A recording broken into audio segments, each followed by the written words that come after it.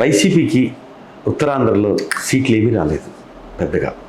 అలాంటి వైసీపీ అక్కడ నిన్న వచ్చిన ప్రజాబాహుళ్యం, వైజాగ్ నుంచి ఎయిర్పోర్ట్ నుంచి ఆయన బయలుదేరినప్పుడు అక్కడి నుంచి నర్సీపట్నం వరకు, అంటే గతంలో ప్రజా చైతన్య యాత్ర ప్రజా సంగ్రామ యాత్ర పెట్టినప్పుడు ఎట్లా వచ్చారో అలా వచ్చారు.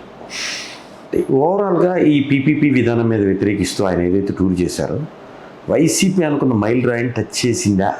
ఏదైతే ఒక గోల్ పెట్టుకుంటారు, ఈ కార్యక్రమం దీని మీద ఇది చేస్తున్నాం అని, అది 100% నెరవేరింది అనుకోవచ్చా? పబ్లిక్ రెస్పాన్స్ నాకు తెలిసినంత వరకు వాళ్ళే మైల్ రైళ్ళు గీట్ రైళ్ళు పెట్టుకుని జగన్మోహన్ రెడ్డి పనిచేశారు. If I assumption is not wrong. అంటే నేను చూస్తున్న విధానంలో మీకు అర్థమవుతుందంటే, సమస్య ఎవరికి? ప్రజలకి.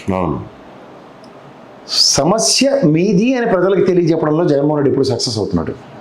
మీరు పొగాకు రైతులు తీసుకోండి, ఉల్లిపాయ రైతులు తీసుకోండి, మామిడికాయ రైతులు తీసుకోండి, లేదంటే మిర్చి యార్డ్ రైతులు, వెతలు. ఈ సమస్య మీది, దానికి నా వంతు సాయం ఉంటుందన్నది మాత్రమే ప్రస్ఫుటిస్తున్నాడు అతను. అలా ప్రజల ఆస్తి పరిరక్షణకి నా వంతుగా నేను ఇంక ప్రజలకి ఆస్తి క్రియేట్ చేసి ఇస్తున్నా. కానీ అది ప్రైవేటు పరం అవుతున్నప్పుడు ప్రజలదే బాధ్యత అని చెప్పడానికి వెళ్ళిన యాత్ర కింద అభివర్ణించండి. ఎప్పుడైతే ఇప్పుడు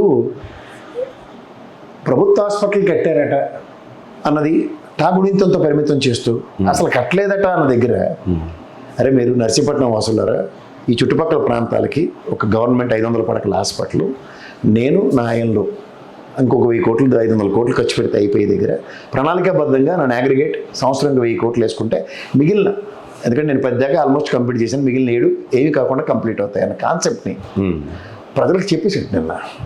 అయిన వాటి గురించి వెళ్ళే అవ్వబోతున్న వాటికి ఇది కూడా ఈ స్థాయిలో మీరు పరిరక్షించుకోపోతుంది. ఎందుకంటే 50 ఎకరాలు దగ్గర విస్తీర్ణం, లేదంటే 40 ఎకరాల విస్తీర్ణం, లేకపోతే 60 ఎకరాల విస్తీర్ణంలో ఏర్పాటు చేసిన ప్రభుత్వ ఆస్తులు మీకోసం నేను ఇచ్చింది.